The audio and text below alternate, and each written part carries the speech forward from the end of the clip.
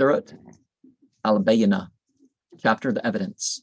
In the name of Allah, the merciful, the compassionate, those who have disbelieved the people of the book and the polytheists were not to be cast off until there should come to them the evidence, a messenger from Allah reciting sheets kept pure in which are books true.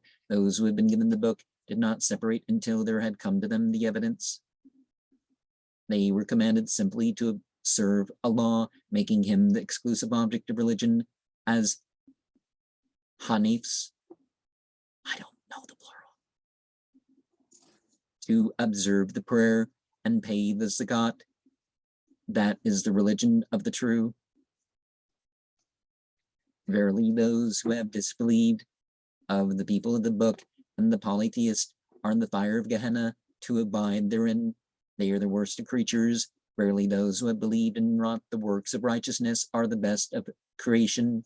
They are recompensed with their Lord, gardens of Eden, through which the rivers flow, in which to abide forever. Allah will have been satisfied with them, and they with him. That is for him who fears his Lord. And Eden is a particular thing, right? It is the,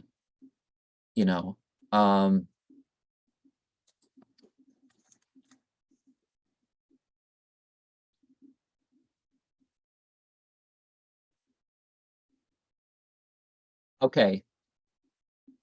Hunafa. Okay. That's the sincere, the inclining to, well, the inclining to truth, basically. But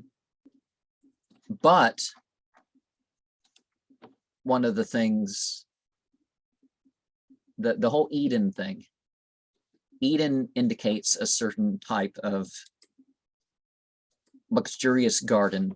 A lot of places, they're not sort of a garden from above, but down below, there's like water running down underneath some of the most dry places in the world.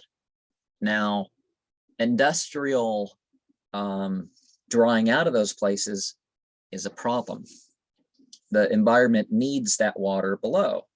Back when it was villagers going down into wells and forming things even thousands of years under the ground in the Americas and